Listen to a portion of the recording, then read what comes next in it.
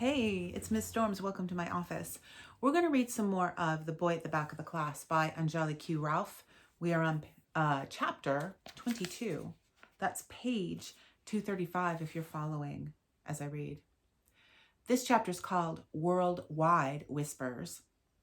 Instead of going to work the next morning, Mom decided to walk to the bus stop with me.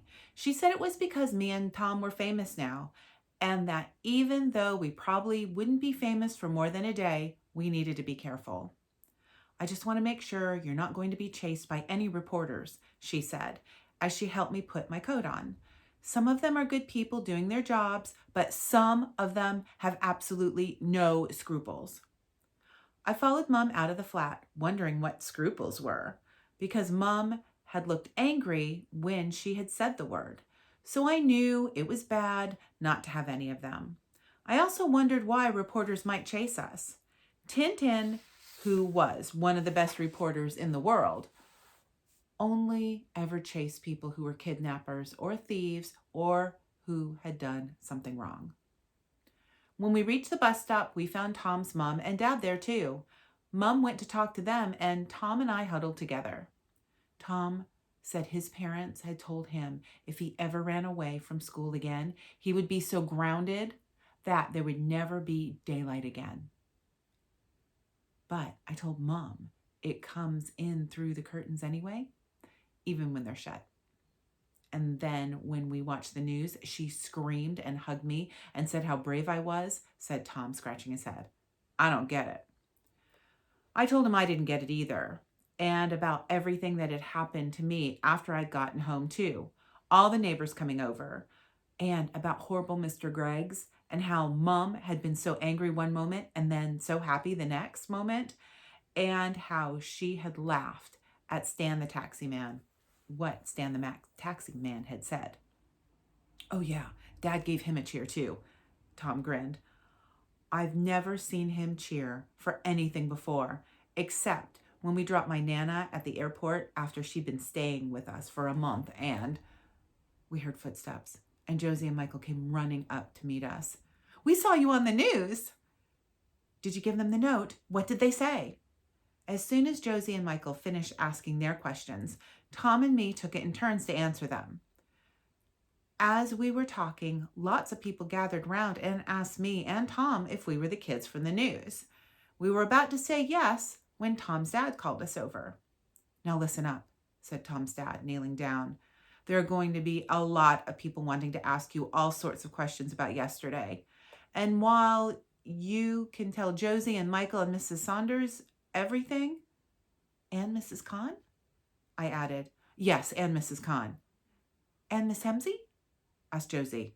Okay, yes, her too. Nodded Tom's dad, scratching his head in the exact same way Tom does when he's thinking. But if anyone else asks you what happened, I want you to say exactly what grown-ups say when they're famous and they've got to keep something a secret. Shall I tell you what that is? We all nodded and looked at each other excitedly. Famous grown-ups always say, no comment, and when they want to keep something a secret, continued Tom's father. And that's what I want you to do.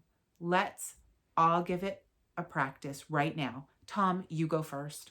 No comment, said Tom, thrusting his nose in the air. No comment, said Josie, grinning. No comment, said Michael seriously. No comment, I said loudly. Good, said Mom.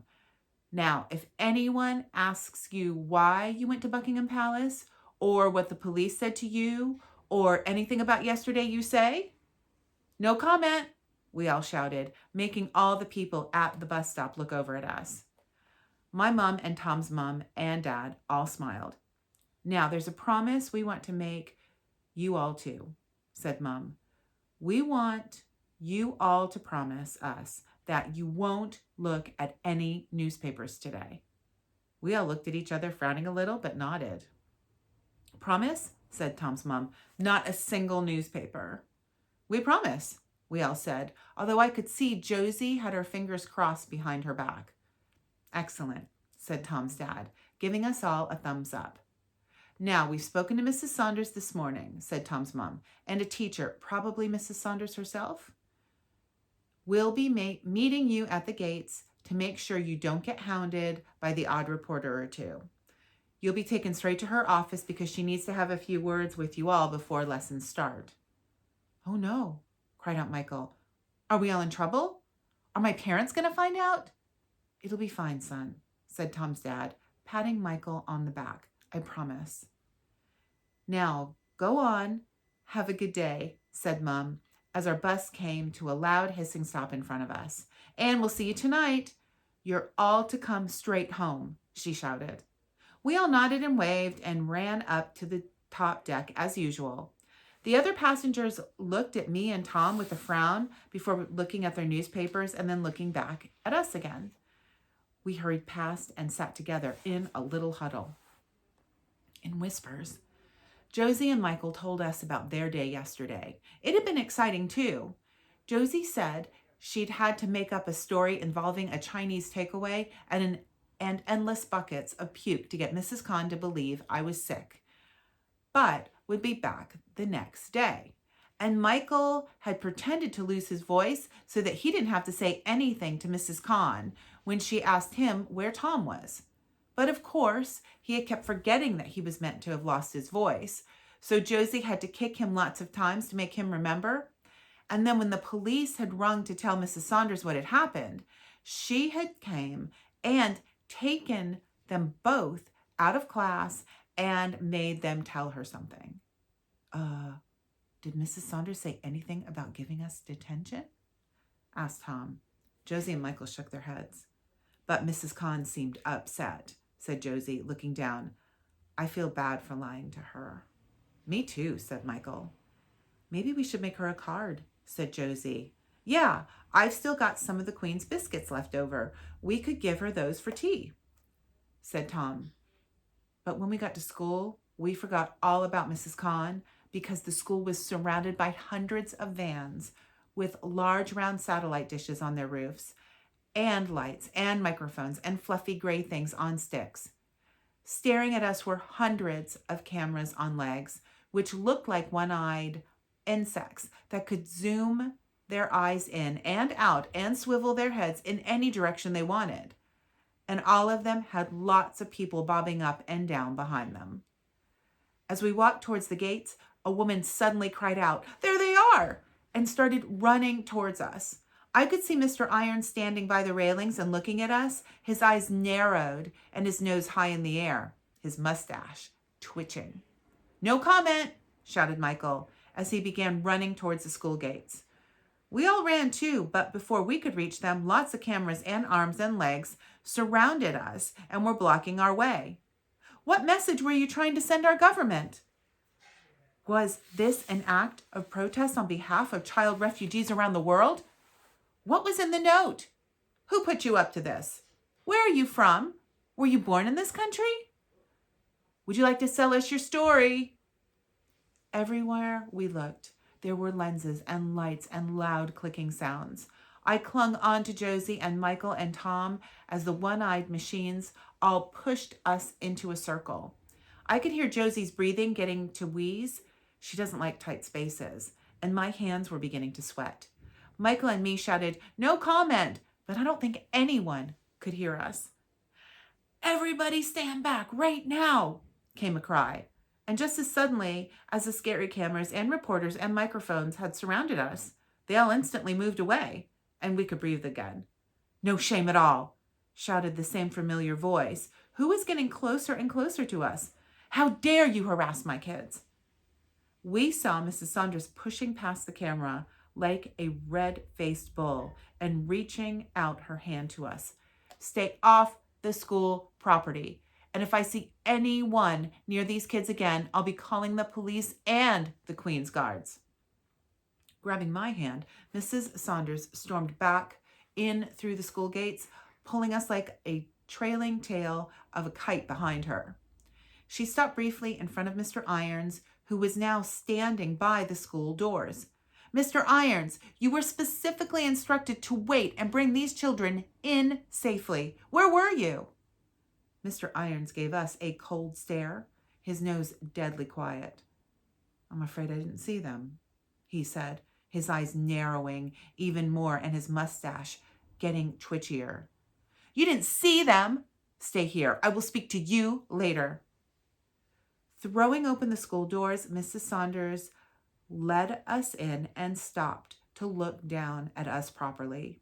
She was angrier than I'd ever seen her before, and her whole face was the color of an extra bright pink peach. Are you all okay? She asked. Her voice was back to normal volume, but it was shaky. Excuse me. We all nodded, too stunned to say anything. Anyone hurt? We shook our heads. Good. Now, all of you are to go straight upstairs to my office, she ordered, looking over her glasses at us. You'll find Mrs. Khan already there, along with Ahmet and his foster mom and Miss Hemsey and 2 police officers who want to have a quick word. I'll be up in a minute. I need a word with Mr. Irons. And waving us along, she hurried back outside. I think there are 2 types of being scared in the world. The first type is when you do something wrong, like breaking your mom's favorite vase by accident, and you're scared of her finding out. But at the same time, because she's your mom, you know that deep down she'll never punish you too horribly because she knows that accidents happen. But then there's another type of scared, when it's something you never, ever thought would happen suddenly does. And the idea of it is so awful that you want to run away. I've only ever had this type of scared once before. And that was when I saw Mom standing in the hospital corridor crying. And I knew right away that something bad had happened to my dad. I was feeling that second type of scared again now, and it made me want to be sick all over the floor. I had never thought that the greatest idea in the world would get us into trouble with the police. And I never, ever imagined it would get Ahmet into trouble too. I didn't want him to feel angry at us, but what if he hated us for not telling him our plan? And for the news people knowing about him, even though we hadn't meant to tell them. Come on, said Josie, putting her arm around my shoulder. And all together, we walked up in silence to Miss Saunders' office. I took a deep breath and, fearing the worst, opened the door. But instead of angry stares and shaking heads, we found everyone smiling at us. Mrs. Khan ran up and gave us all a huge hug, and so did Miss Hemsey, and Ahmet looked at us with his wide lion eyes and gave us a small wave. His foster mom was holding her hands to her lips as if she was praying and kept saying, "You dear children." And there were 2 police officers standing near the door, but they didn't look angry either and just nodded and smiled at us. Come and sit down, said Mrs. Khan, leading us to 4 chairs that had been squeezed in front of Mrs. Saunders' desk. We all sat down. I was still feeling jumpy inside, but at least I wasn't feeling sick anymore. As soon as Mrs. Saunders gets back, I want her to hear all about what happened yesterday, said Mrs. Khan. Miss Hemsey will translate everything for Ahmet, and we want you to take your time, because it's all very important. But, Miss, what about first period? Whispered Michael, showing her his watch as it started flashing a blue color. Just as he held it up, the bell for registration began to ring. Mrs. Khan smiled. Don't worry, Miss Stevens is taking the class this morning. We immediately felt sorry for everyone in class. Miss Stevens is learning to be a teacher, but she is so boring and always spends too much time writing on the board that everyone hopes she won't ever become a real one. Mrs. Saunders came in and, squeezing past everyone, sat down in her big chair and that had a squashed green velvet pillow on it. Right, she said, clapping her hands once. Begin. Slowly at first, and then getting faster and faster and faster, we began to talk. We talked about how we became friends with Ahmet and how we wanted to help after finding out where his mom and dad might be. We talked about hearing that the border gates were going to be shut and about all the plans we had come up with to help. I could see Miss Hemsey explaining everything to Ahmet as we went, and his eyes getting wider and wider. But it wasn't until I got out my exercise book and showed everyone the greatest idea in the world and the emergency plan that he jumped up from his seat and came to stand next to me. Miss Hemsey had to stand up too as we continued to talk about the letter to the Queen and the presents we were meant to give her, and Stan, the taxi man, and Devinder, the paramedic, and the special Coldstream guards who had given us their word. Nobody asked us any questions, not even one. They all just sat and listened and nodded as Miss Hemsey murmured what we were saying in Ahmet's ear. It was strange having so many grown-ups sit and listen as if we were them and they were us, but it felt good too. When we had said everything there was to say, Mrs. Saunders nodded and put her hands together. Well, she said, leaning back in her chair, I hardly know what to say. She leaned forward and picked up my exercise book with the greatest idea in the world drawn in it.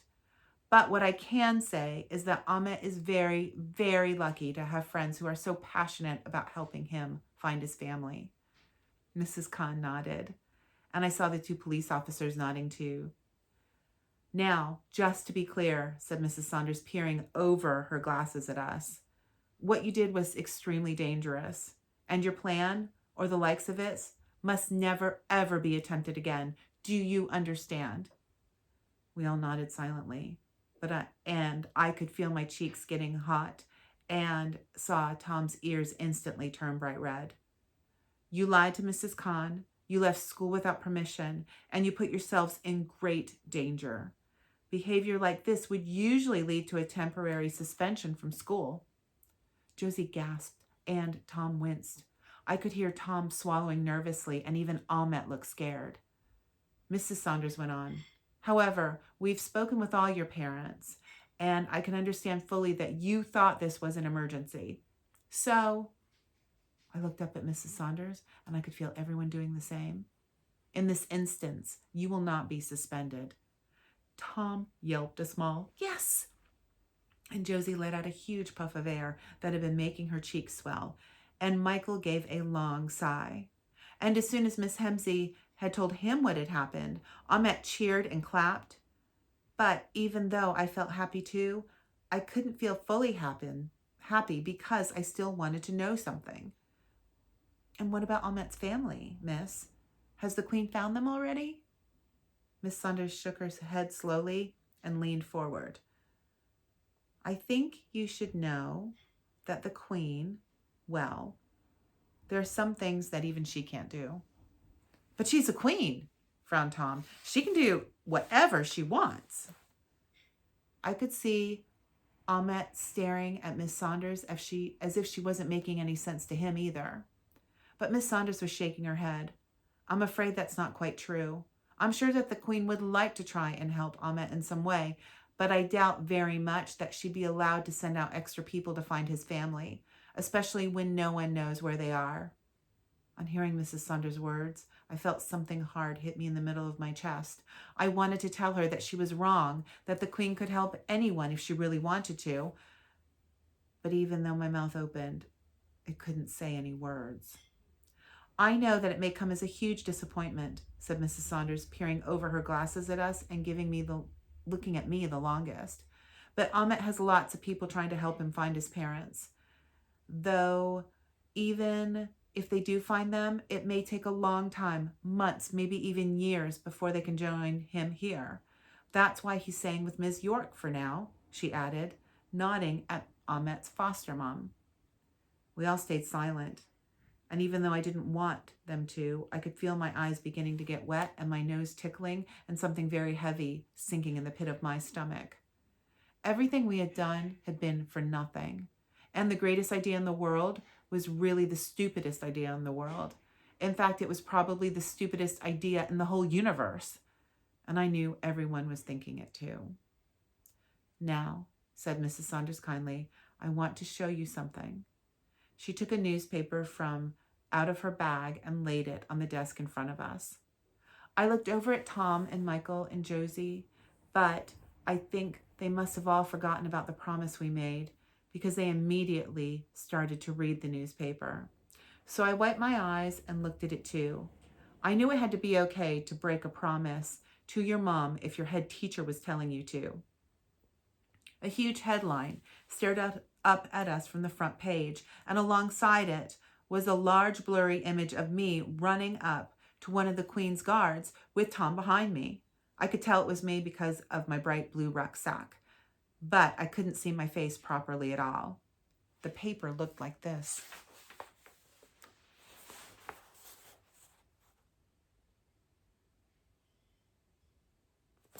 And it says London News.